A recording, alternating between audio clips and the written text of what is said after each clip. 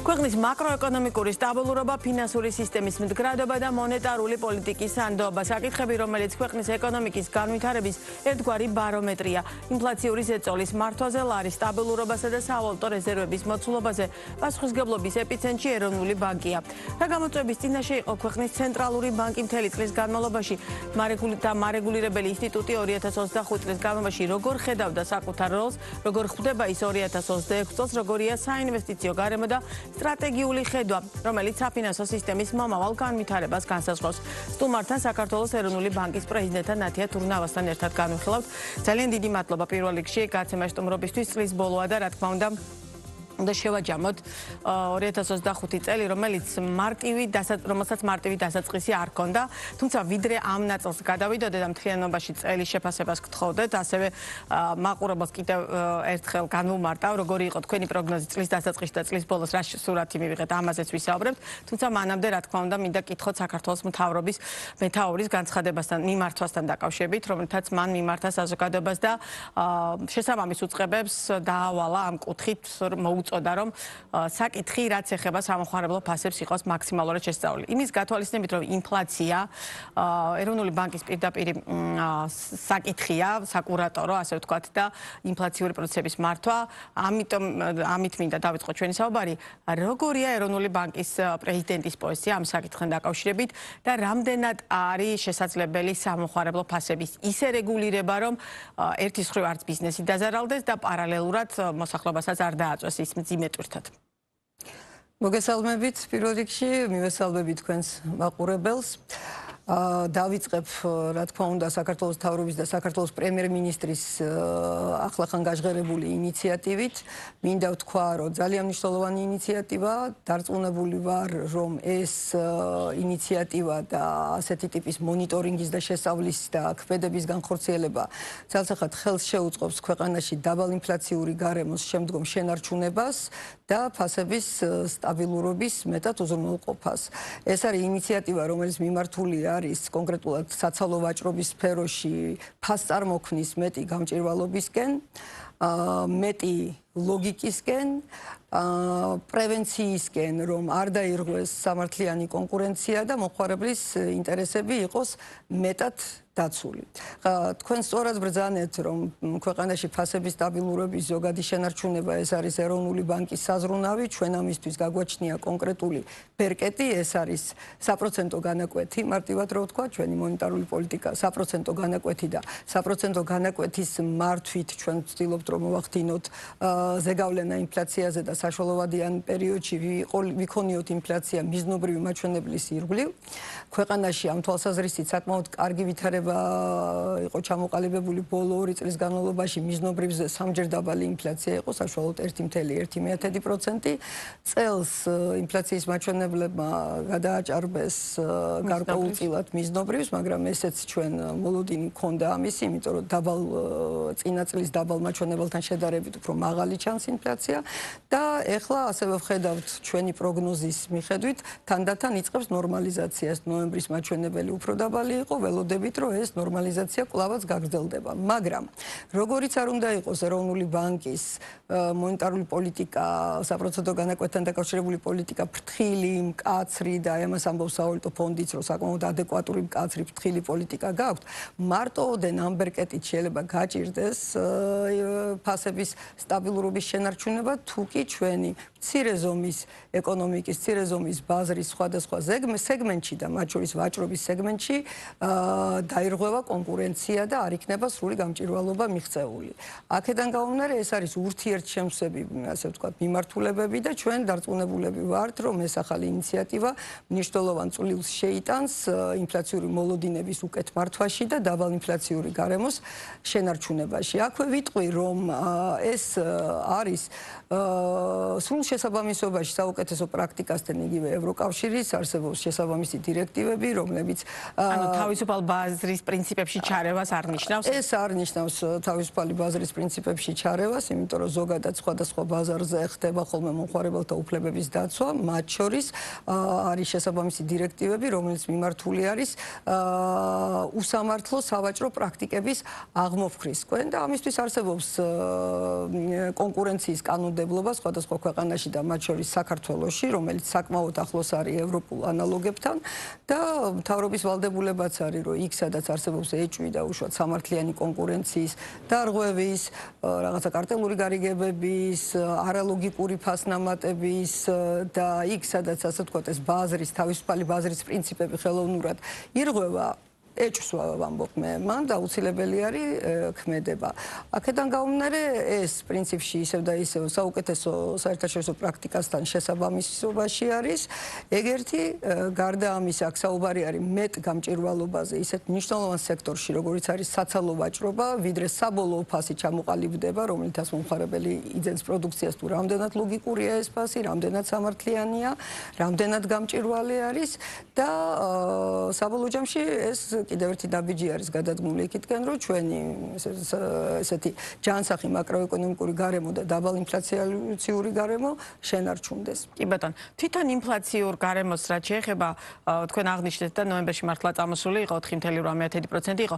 თლიანობაში მოლოდინი როგორი უნდა ჰქონდეს, იმიტომ რომ ჩვენ შევეჩვიეთ და საწყისშიც აღნიშნეთ, რომ 2 წლის განმავლობაში იმდენად დაბალი ინფლაცია იყო, რომ ასეთ მიზნობრივზე თუნდაც მცირედ დიდ მეც, მაგრამ მაინც ცოტა ისე გოხამუშება პირდაპირ მნიშვნელობით.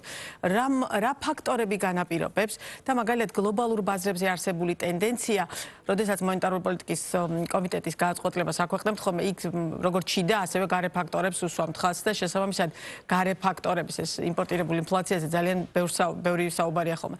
შესაბამისად საინტერესოა დაუშვათ გლობალური ფაქტორების გავლენა ამ ნაწილზე და ამ კუთხით საზოგადოების მოლოდინი როგორი უნდა იყოს 2026 წელს. გლობალური ფაქტორების გავლენა ძალიან მნიშვნელოვანია, იმიტომ რომ ჩვენ სამომხმარებლო კალათაში არის წარმოდგენილი საკმაოდ დიდი დოზით იმპორტული საქონელი, რომელიც უფრო მეტად ასე ვთქვათ იმპორტული არხებით მოგვეწოდება, მაგალითად თუ კი ახლა ჩვენ უყურებთ, რომ საერთაშორისო ბაზრებზე ხდება მზესუმზირის ზეთის გაძვირება, ცხადია ესეც გარკვეულწილად აისახება ჩვენს კალათაზე და ინფლაციაზე, რადგან მას აქვს დიდი წონა და ეს ახლა კონკრეტული მაგალითი მოვიყვანე, მაგრამ მთლიანობაში ჩვენი მოლოდინი არის საკმაოდ კეთილსაიმედო, ეს ჩვენ გაჟღერებული გვაქვს ჩვენი მუდმივი კომუნიკაციის გზით ბაზართან, ინდუსტრიასთან. ჩვენ მოლოდინი გვქონდა კიდევაც, რომ წელს ინფლაცია გარკვეული პერიოდით გადააჭარბებს მიზნობრივ 3%-ს, პიკი ჩვენ ვფიქრობთ, რომ ოქტომბერში გადავიარეთ და სხვა თანაბარ პირობაში, ვიმეორებ სხვა თანაბარ პირობაში, ინფლაცია დაიწყებს დაღმასვლას. ნოემბრის მაჩვენებელი უფრო დაბალი იყო ვიდრე ოქტომბრის მაჩვენებელი, მოლოდინი გვაქვს, რომ დეკემბერშიც და შემდგომ თვეებშიც ეს დაღმასვლა ინფლაციის მაჩვენებელში და შენელება, ასე ვთქვათ, უნდა გაგრძელდეს და ვფიქრობთ, რომ მომავალი წლის მეორე ნახევარში კვლავ მაქსიმალურად დაუახლოვდეს 3%-იან ნიშნულს. 3% ეს არის ჩვენი ეგრეთ წოდებული მიზნობრივი ინფლაცია, ანუ ჩვენი ეკონომიკისთვის ნორმალური ინფლაცია რაც არის, რომელიც ერთის მხრივ არ დრგუნავს ეკონომიკურ ზრდას და მეორეს მხრივ ზედმეტად არ იწვევს სამომხმარებლო ფასების ზრდას. ჩვენ ვფიქრობთ, რომ 3%-ს ჩვენ მივახლოვდებით მომავალი წლის მეორე ნახევარში. ისევ ხაზს უსვამ, რომ ეს სხვა თანაბარ პირობაში, იმიტომ რომ როდესაც ესეთი არაპროგნოზირებადია გეოპოლიტიკური გარემო ჩვენს ირგვლივ და საგარეო ბაზრები ძალიან დიდი მერყეობით ხასიათდება, რა თქმა უნდა, ყოველთვის შეიძლება რაღაცა მოულოდნელობა მოხდეს და ესეთი ფაქტორები წარმოჩინდეს, რომელზეც წინასწარ შეუძლებელი იყო პროგნოზის გაკეთება. თუმცა ჩვენ გავაძლიერეთ ამ კუთხით კომუნიკაცია ბაზართან და ყველანაირი ფაქტორის და პროგნოზის შემთხვევაში თუ რა იქნება ეროვნული ბანკის ქმედება, ესეც გვაქვს გაცხადებული. ერთ-ერთი ესეთი არაპროგნოზირებადი რჩება ნავთობის და ნავთობპროდუქტების სფერო, რომელიც ასე ვთქვათ სანქციების საგანიც არის გლობალურად, სხვადასხვა ლოგისტიკური ჯაჭვის უსაფრთხოების საგანიც არის, აქაც ძალიან დიდი არის კითხვის ნიშნები და ბევრი არაპროგნოზირებადობა ახასიათებს ამ მიმართულებებს. ჯერჯერობით ჩვენ ხედავთ, რომ ნავთობის ფასები ქვევით მოდის, ჩვენ ვფიქრობთ, ეს პოზიტიური ფაქტორი იქნება, თუ რაიმე არ შეიცვალა ამ თვალსაზრისით.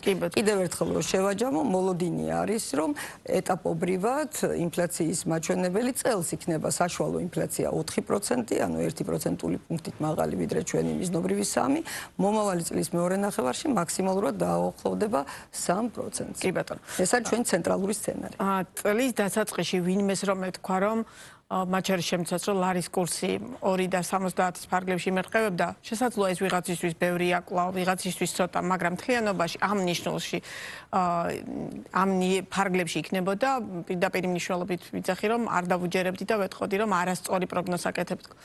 და მაშინ ალბათ არავის არ ჯეროდა რომ ნათია თურნავას პროგნოზი რომ ლარი დასტაბილურდებოდა, გამართლდებოდა, იმიტომ რომ მაშინ ძალიან მყიფე პოლიტიკური პროცესები იყო ქვეყანაში და სწორედ ამ დროს დაემთხვა ბიზნეს პარტნიორში თქვენი სტუმრობა, შესაბამისად წლის ბოლო შეჯამების კუთხით დღეს ნამდვილად ლარი არის სტაბილური. ყოველ შემთხვევაში ბოლო თვეების განმავლობაში ყველანი ამას ერთად ვხედავ.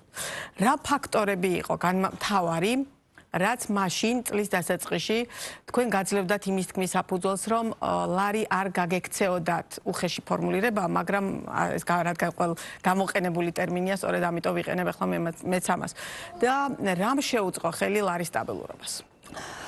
ესე იგი, თავიდან მინდა ვთქვა, რომ ჩვენ უკვე მრავალი წლის განმავლობაში ვართ თავისუფლად ცურავი სავალუტო კურსის პოლიტიკის ერთგულები.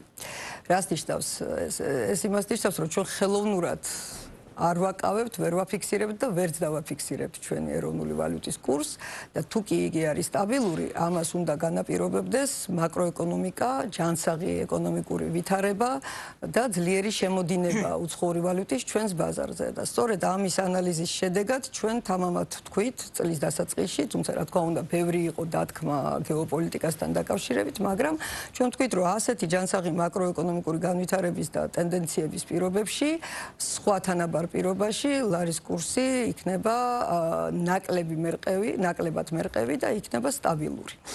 ეს პროგნოზი გამართლდა და ისევ და ისევ ამ სავალუტო ბაზრის სტაბილურობის უკან დგას ჯანსაღი მაკროეკონომიკური მაჩვენებლებები და ძლიერი შემოდინება ბაზარზე. ეს შემოდინება უცხოური ვალუტის სხვადასხვა არხით ხორციელდება, რომელიც ასევე განჭვრეტადი იყო ის, რომ ტურიზმი აღდგენისკენ წავიდოდა და ზრდისკენ წავიდოდა და ახალი გეოგრაფიები გაჩნდებოდა, ასე ვთქვათ, საიდანაც ტურისტული ნაკადები გაეზრდებოდა.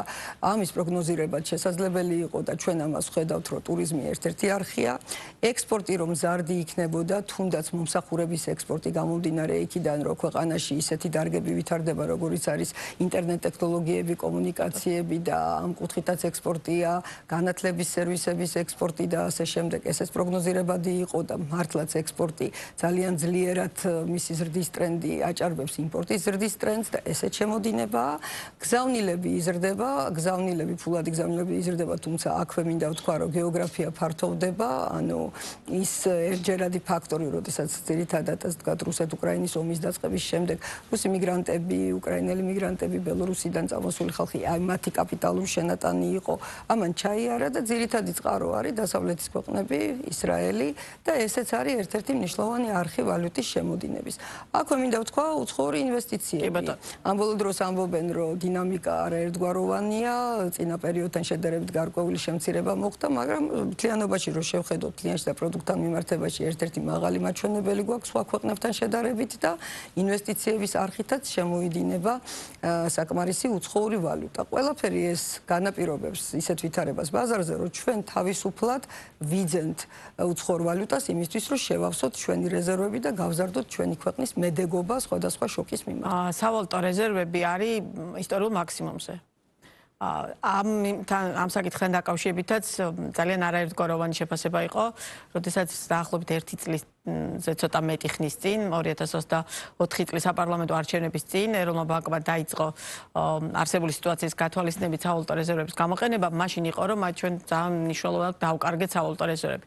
ეხლა იმდენად შეივსო, რომ საუბრობთ უკვე ისტორიულ მაქსიმუმზე. რა ფაქტორებმა შეგიწყოთ ხელი და აქვე ლარმა გაუძლო ორ არჩევნებს და ყველაფერი იმას, რაც დაუშვათ ქვეყნაში ინდა გარეთ ხდებოდა.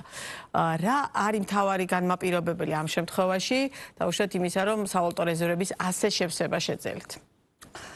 კეთილი, პირველ რიგში ვიტყვი, რომ წლევანდელი წელი მართლაც განსაკუთრებული იქნება რეზერვების შევსების თვალსაზრისით და ძალიან დიდი ასე ვთქვათ, ალბათობით შემიძლია ვთქვა, რომ წელს პირველად საქართველოს ისტორიაში საერთაშორისო სავალუტო რეზერვების მოცულობა $6 მილიარდ გადააჭარბებს. რა თქმა უნდა, ჯერ კიდევ არის დარჩენილი დრო წლის ბოლომდე, მაგრამ დღევანდელი გადასახედიდან ეს არის სრულიად ესეთი მაღალი ალბათობით შეგვიძლია ამის პროგნოზირება. წლის დასაწყისიდან ჩვენ, აი დღის მდგომარეობით უკვე $2 მილიარდ 300 მილიონზე მეტი გვაქვს შეძენილი. ეხლა მე ცოტა გადაუხვიე ჩვენ წესებს, იმიტომ რომ კონკრეტულ დღეებში ვაქვეყნებთ ამას, მაგრამ ვფიქრობ, რომ აქ თქვენ გადაცემაში შეგვიძლია ვთქვა, რომ მოლოდინი არის, რომ ისტორიულ $6 მილიარდს გადააჭარბებს რეზერვები წელს და შეძენა გვაქვს ვიმყოფ ჩვენ, ასე ვთქვათ, რეკორდული ბაზრიდან, სწორედ იმ ფაქტორების გათვალისწინებით, ექსპორტი, ტურიზმი, გზავნილები, ინვესტიციები, რაც მე უკვე წეგან ჩამოვთვალე. ის გადაწყვეტილება, რომ შარშან შემოდგომაზე ჩვენ გავყიდეთ რეზერვები, გავყიდეთ ვალუტა და მივაწოდეთ ბაზარს, დღეის გადმოსახედიდან იყო აბსოლუტურად გამართლებული.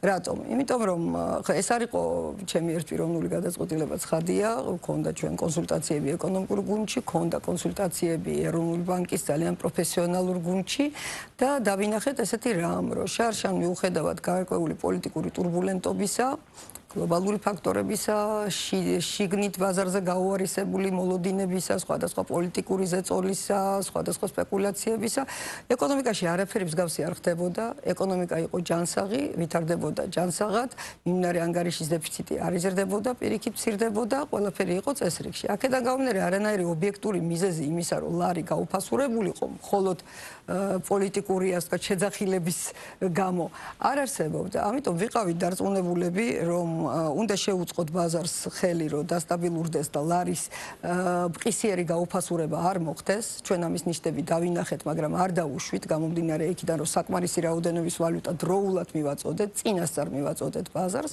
და ამითი, ესე იგი, პრაქტიკულად გავანეიტრალეთ ის ნეგატიური მოლოდინები ლარის გაუფასურების. და შემდეგ, რომ მიწოდება ბაზარზე უცხოური ვალუტის კლავაც იქნებოდა ძლიერი და იმ კომპანიებმა, ვინც ასე ვთქვათ, აყვა გარკვეულ პანიკურ განწყობებს და ზედმეტი დოლარი შეიძინა, უკან უნდა მიაწოდოს ეს დოლარი ბაზარს, ეს მოლოდინები გამართლდა და გადააჭარბა მოლოდინსაც, მინდა გითხრათ. ამიტომ მე ვფიქრობ, რომ სწორი გავაკეთეთ, ამით ჩვენ ლარის მიმართ ნდობა განვამტკიცეთ და შემდეგ ასე ვთქვათ, ვხედავთ ჩვენ, როგორი ტურბულენტობაც არ უნდა ხდებოდეს, სავალუტო ბაზარზე ნარჩუნდება სტაბილური ვითარება და ლარის მიმართ ნდობა იზრდება, ეს აისახება მაღალი დედოლარიზაციის მაჩვენებლითაც. თუ შეხედავთ, მაგალითად, ლარში გამოხატულ დეპოზიტებს საბანკო სისტემაში, ანუ ეს არის დანაზოგები და ლარს როგორ ენდობა ადამიანი, ვისაც დანაზოგის გაკეთება. ანუ ლარში დანაზოგების გაკეთება. ლარში დანაზოგები დღეს 52% მთელი დეპოზიტების არის ლარში გამოხატული, როდესაც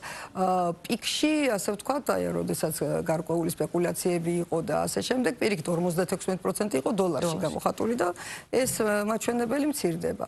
ლარის მიმართ ძალიან მაღალი ინტერესია, ინვესტორებიც მაგალითად ახლა სულ უფრო მეტად ინტერესდებიან იგივე ფასიანი ქაღალდების ბაზარზე, ლარში გამოხატული ფინანსური ინსტრუმენტებით, აქ არ არის საუბარი ქართულ კომპანიებზე, აქ არის საერთაშორისო ინვესტორებზე და ეს მართლაც ძალიან დიდი მიღწევა სწორი ეკონომიკური პოლიტიკის ფონზე, იმიტომ რომ მარტო ეროვნული ბანკი, რა თქმა უნდა, ჩვენ ვერ მივაღწევდით ასეთ სტაბილურ ვითარებას, რომ არა ერთი რომ სწორი ფისკალური პოლიტიკა, დაბალი ფისკალური დეფიციტი, დაბალი საგარეო ვალი, სხვადასხვა პროდუქტიული დარგის განვითარებაზე ორიენტირებული ეკონომიკური პოლიტიკა და რაც თავარია მშვიდობიანი გარემო.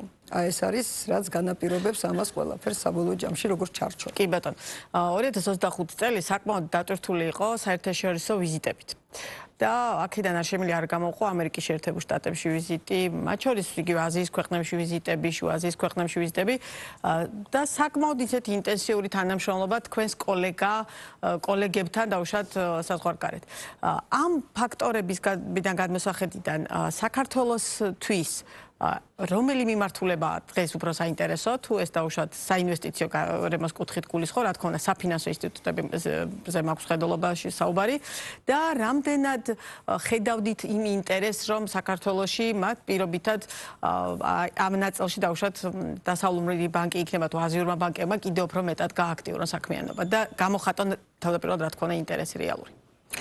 მართლაც ჩვენ გავაძლიერეთ ჩვენს კოლეგა ცენტრალურ ბანკებთან ურთიერთობა ამ ბოლო 2 წლის განმავლობაში განსაკუთრებით.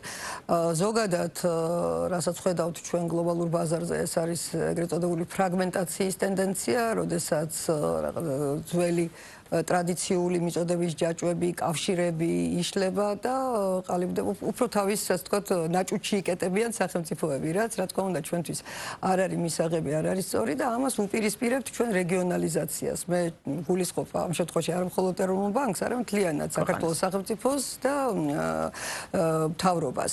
ამიტომ ძალიან მნიშვნელოვანია ჩვენი შუა დერეფნის შიგნით თანამშრომლობა, ეროვნული ბანკი და ფინანსური სექტორი ამ შემთხვევაში მიყვება რეალურ ეკონომიკას. იქ სადაც ძლიერდება ვაჭრობა, საჭიროა კარგი კავშირები ბანკებს შორის, რომ ეს ვაჭრობა იყოს სწრაფად განხორციელებული. იქ სადაც არის პირდაპირ უცხოური ინვესტიციები, იქაც კარგი საბანკო კავშირები და საგადახდო სისტემის კავშირები არის საჭირო და ჩვენ ხედავთ ზოგად ტენდენციას და მივყვებით ამ ტენდენციას, რომ საქართველოს თავისი ისტორიული როლი კიდევ უფრო მეტად გააძლიეროს. ეს როლი არის დამაკავშირებელი რგოლის პოზიცია აზიასა და ევროპას შორის. ანუ როდესაც საუბრობთ შუა დერეფანზე და რეგიონზე, ფართო რეგიონს გულისხმობ, აქედან გამომდინარე ჩვენთვის ეროვნული ბანკისთვის რჩება როგორც სტრატეგიული ტრადიციული პრიორიტეტი, ეს არის ევროპა და ამერიკის შეერთებული შტატების სტრუქტურებთანაც კარგი ურთიერთობა, გამომდინარე იქიდან რომ დოლარი, ევრო კლავაც მნიშვნელოვან როლს ასრულებს ჩვენს ბაზარზე დედოლარიზაციის და მიუხედავად, მაგრამ ამავდროულად სულ უფრო მეტ მნიშვნელობას იძენს შიგნით რეგიონში თანამშრომლობა, აზიის ქვეყნებთან თანამშრომლობა და ამით არის განპირობებული ჩვენი ვიზიტების, ჩვენი ახალი კავშირების მემორანდუმების გეოგრაფია ამერიკის შეერთებული შტატებიდან ჩინეთამდე, რაც არის სწორედაც რომ ჩვენი რეგიონის კონფიგურაცია. ამერიკის შეერთებულ შტატებში ბოლო პერიოდში ჰქონდა ძალიან საინტერესო შეხვედრები გლობალურ ინვესტორებთან, სადაც მე და ფინანსთა მინისტრი ერთად ვიყავით და ეგრეთ წოდებული road show ჩავატარეთ, ანუ გავაცანით მათ ბოლო ვითარება მაკროეკონომიკის თვალსაზრისით, ჩვენი ფისკალური თუ მონეტარული პოლიტიკის თვალსაზრისით. ინტერესი იყო? ძალიან მაღალი ინტერესია და ეს ინტერესი გამოიხატება არა მხოლოდ იმ ინვესტორების მხრიდან, ვინც ტრადიციულად არის უკვე წარმოდგენილი ჩვენს ბაზარზე, ყიდულობს ჩვენს სახაზინო ვალდებულებებს და ასე შემდეგ, არამედ სრულიად ახალი სახელები, ძალიან დიდი ფონდები ინტერესდებიან. ინტერესდებიან პირველ რიგში იმით, რომ ეს გარკვეულწილად ფენომენია, ასეთ რთულ გეოგრაფიულ, ასე ვთქვათ, ამ წუთში და გეოპოლიტიკურ ლოკაციაზე მყოფმა სახელმწიფომ მიუხედავად ყველაფრისა შეინარჩუნა ეკონომიკური სტაბილურობა, პოლიტიკური სტაბილურობა თავისთავად, ეკონომიკური სტაბილურობა და ესეთი, ასე ვთქვათ, მაკროეკონომიკური ჯანსაღი მაჩვენებლები და ამავდროულად სწრაფად იზრდება. ბევრად უფრო სწრაფად, ვიდრე ბევრი უფრო მეტად განვითარებული ქვეყნები და რეგიონის ქვეყნები. ამიტომ ეს არის მათთვის ძალიან საინტერესო საინვესტიციოდ. ჩვენთვის კი არის საინტერესო ერთი, რომ ახალი ინვესტიციები მოვიზიდოთ, ჩვენ ვხედავთ უკვე, რომ იგივე რეგიონიდან იქნება ეს ყაზახეთი, იქნება ეს სინგაპური, იქნება ეს ჩინეთი თუ სხვა, ასე ვთქვათ, აღმოსავლეთის გეოგრაფიები, თუ იგივე ევროკავშირი, კვლავაც არის საინტერესო ჩვენი ბაზარი, ჩვენი საფინანსო ბაზარი, ახალი ბანკების შესაქმნელად, ძველი ბანკების, ძველ ბანკებში, ასე ვთქვათ, კაპიტალის ჩასასხმელად ჩვენ მაგალითად იაპონური ინვესტიცია გვაქვს ბანკებში, ჩვენ სინგაპურის ინვესტორი გვყავს ციფრულ ბანკში, ახალ ციფრულ ბანკში, ჩვენ გვყავს ევროპული ინვესტორები, ჯერ არ ვიტყვი წინასწარ, მაგრამ ამუშავებთ მათ განაცხადებს და ჩინეთთან ძალიან აქტიური მოლაპარაკებები. საფინანსო ინსტიტუტებში იქნება ეს ბანკები, ციფრული ბანკები და სხვადასხვა ფინტეკები. ამ თვალსაზრისით საფინანსო სისტემას როდესაც გულისხმობ არ განვიხილავ მხოლოდ ბანკს ბუნება. აღარ არის საფინანსო სისტემა მხოლოდ ბანკები, რა თქმა უნდა, ბანკები ტრადიციული და ძლიერი მოთამაშეები არიან, მაგრამ ახალი ციფრული ერა შემოვიდა და ამ კუთხითაც ძალიან საინტერესო შესაძლებლობები არსებობს. შეიძლება რომ გქონდეს უკვე კონკრეტული სიახლეები ამ ნაწილში, რასაც ახლა. ჩვენ მუდმივად გვაქვს კონკრეტული სიახლეები. ნუ ჯერ ესეთი უნდა შეგახსენოთ, რომ რაოდენობა ბანკების ბაზარზე გაიზარდა 19-მდე, 2 ახალი მიკრობანკი შემოგვემატა, 3 ახალი ციფრული ბანკია. გახსენეთ, რომ ერთ-ერთი იგივე სინგაპურული ბანკი არის თუნდაც. სხვადასხვა განაცხადს ვიხილავთ და გვექნება პარალელურად შეგატყობინებთ ამ სიახლეებს. ინტერესი არის ძალიან მაღალი და საქართველოს აქვს ყველა წინაპირობა იმისთვის, რომ როგორც ჩვენ აქამდე უკვე ვაჭრობის ხაბათ ვიქეცით, ლოგისტიკის ხაბათ და ტრანსპორტირების ხაბათ ვიქეცით, ენერგეტიკული ნაკადების და პროექტების ხაბათ ვიქეცით და კიდევ ავითარებთ, ასევე ვიქცეთ ჩვენ საფინანსო ხაბათ დერეფნის ჩვენს ნაწილში. ამას ხელს უწყობს ჩვენი რეგულაციები და ზოგადად სტაბილური გარემო. კი ბატონო. საფინანსო სექტორი, ამ შემთხვევაში საბანკო და მიკროსაფინანსო ორგანიზაციები, ტრადიციული საფინანსო ინსტიტუტები, რომელთაც თან მიმართებაშიც საზოგადოების ნაწილს აქვს გარკვეულწილად მუდმივი კითხვა, რომ მაგალითად საპროცენტო განაკვეთი რატოა მაღალი, მათთვის მაღალია. ვიღაცა ფიქრობს, რომ არა, საფინანსო ინსტიტუტის გადმოსახედიდან მაღალი არ არის. დღევანდელი საქართველოს საბანკო და მიკროსაფინანსო სექტორი რამდენად არის კონკურენტული იმ გაგებით, რომ შეუძლიათ თუ არა მათ შესთავაზონ რეალური არჩევანი მოსახლეობას და რამდენად არის საერთაშორისო სტანდარტებზე მორგებული მთელი მათი სისტემები. პირველ რიგში 100% განაკვეთზე გავაკეთებ, ესე იგი კომენტარს თუ რამდენად მაღალი არის, რა თქმა უნდა, ახლა სესხებლის გადმოსახედიდან რაც უფრო დაბალი იქნება და უფრო ხელმისაწვდომი იქნება, ასე ვთქვათ, სესხები მით უკეთესია და ნაკლები არის დანახარჯები, მაგრამ მეორე მხრივ უნდა გავითვალისწინოთ ერთი, რომ საქართველოს არ არის ჯერ კიდევ, ასე ვთქვათ, მაღალ განვითარებული ქვეყანა, ჩვენი რისკები გვახლავს და ეს რისკები, მათ შორის გეოპოლიტიკური რისკებია და ბევრი სხვა ფაქტორის გათვალისწინებით ეს რისკის წონა ასახულია ამ 100% განაკვეთში და არ შეიძლება პირობითად 100% განაკვეთი ევროპის შუაგულყოფი ქვეყნისა და ჩვენნაირ რეგიონში მყოფი ქვეყნისა იყოს თანაბარი, იმიტომ რომ რისკის, ასე ვთქვათ, პრემია, რაც აუცილებლად აზღვევს გამსესხებელ ორგანიზაციას, საფინანსო ინსტიტუტს ამ თვალსაზრისით უნდა იყოს გათვალისწინებული ამ ფინანსების ფასში, ანუ 100% განაკვეთში, ანუ ეს ერთ-ერთი ამის შედარება, რა თქმა უნდა, არ შეიძლება. მეორე, როდესაც ვამბობთ, რომ ფასების სტაბილურობა არის ჩვენი პრიორიტეტი, ჩვენ როგორც უკვე მოგახსენეთ, მართავთ ამ ფასების სტაბილურობას და ინფლაციას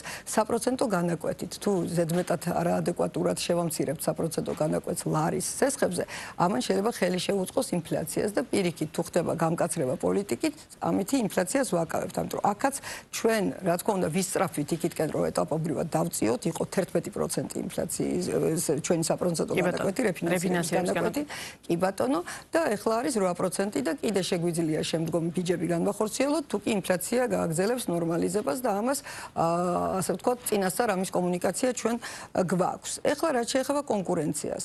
კი, ჩვენი ბაზარი, საფინანსო ბაზარი, ბანკების საბანკოასთან სფერო არის მაღალ კონცენტრირებული, იმიტომ რომ ორწამყვან ბანკს პრაქტიკულად 90%-ზე მეტი საბანკო აქტივი უჭირავს ხელში. ეს არ მოიტანა ჩვენმა პოლიტიკამ, ეს არის ესეთი ისტორიული მოცემულობა მემკვიდრეობით.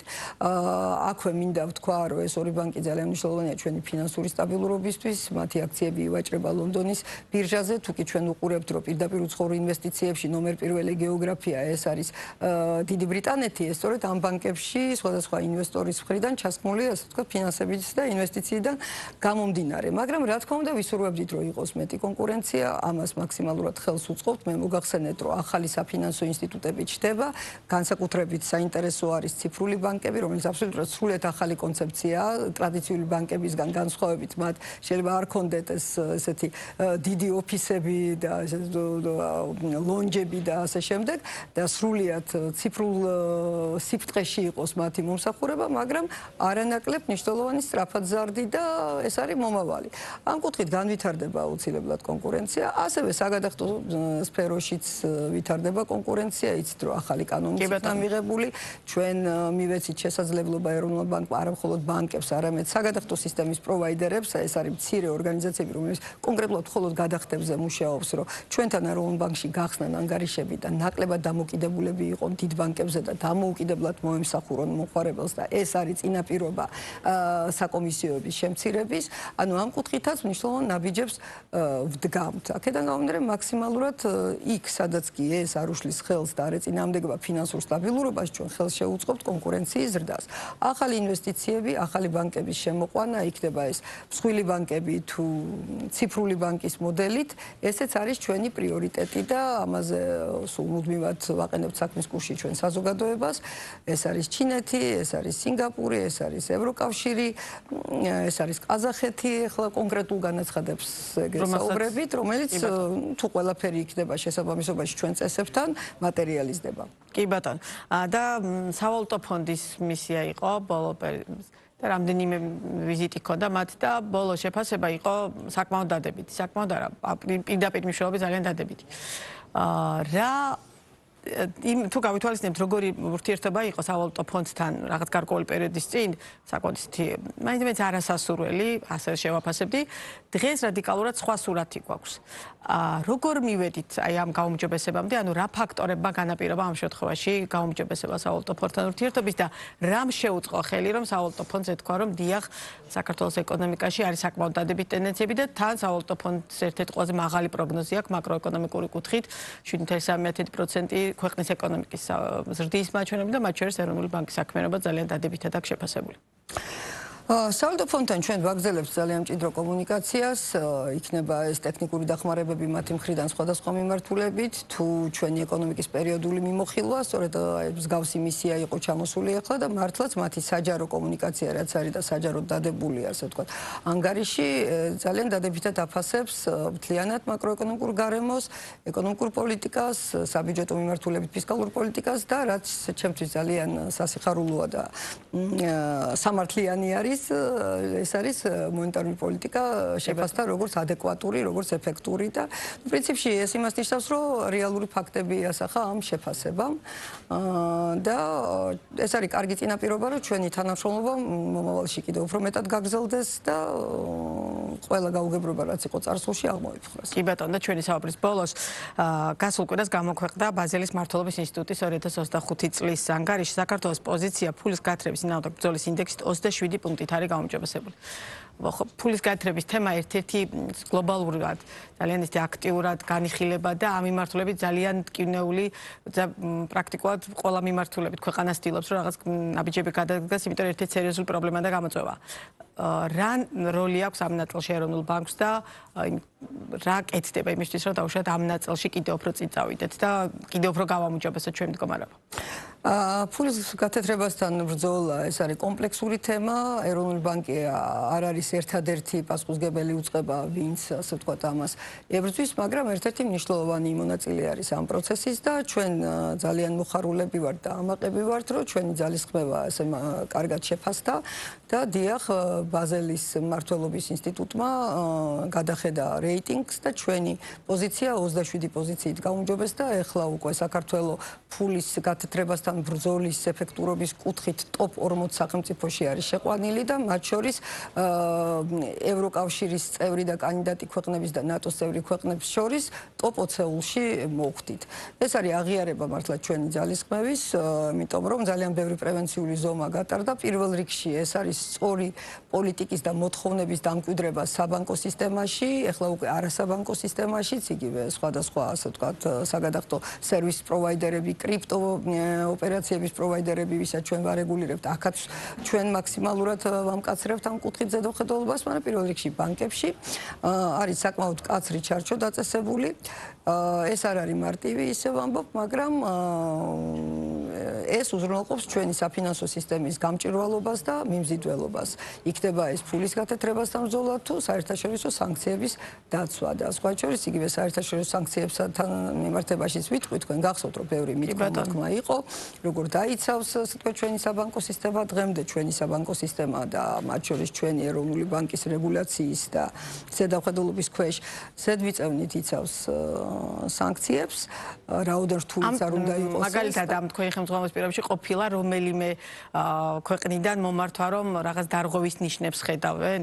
ჩვენ მუდმივი კომუნიკაცია გვაქვს შესაბამის სტრუქტურებთან, იქნება ეს ამერიკული ოფაკი თუ დიდი ბრიტანეთის შესაბამის თუ ევროკავშირის შესაბამისი სტრუქტურები.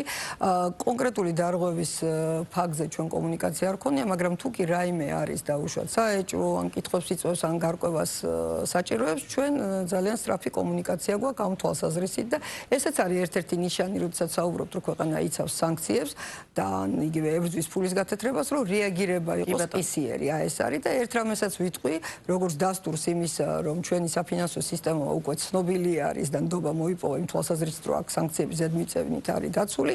მთელ ამ ბოლო სამწლიან პერიოდში, როდესაც ეს ძალიან აქტუალური თემა, არც ერთ ევროპულ და ამერიკულ საკორესპონდენტო ბანკს არ დაუტოვებია ჩვენი საბანკო სისტემა, თანამშრომლობს ჩვენს ბანკებთან და უფრო მეტიც, ერთი ახალი ამერიკული საკორესპონდენტო ბანკი, Bank of New York Mellon დაემატა ჩვენ საბანკო სისტემას, მას შემდეგ რომ ძალიან დეტალურად შეისწავლა თუ როგორ ხდება ჩვენ სისტემაში იქნება ეს ფულის გათეთრებასთან ბრძოლა თუ სანქციების თავის არიდების აღმოფხვრა და აქედან გამომდინარე ეს არის ძალიან ესეთი ნათელი დასტური იმისა, რომ ამ კუთხით ჩვენთან ყველაფერი წესრიგშია.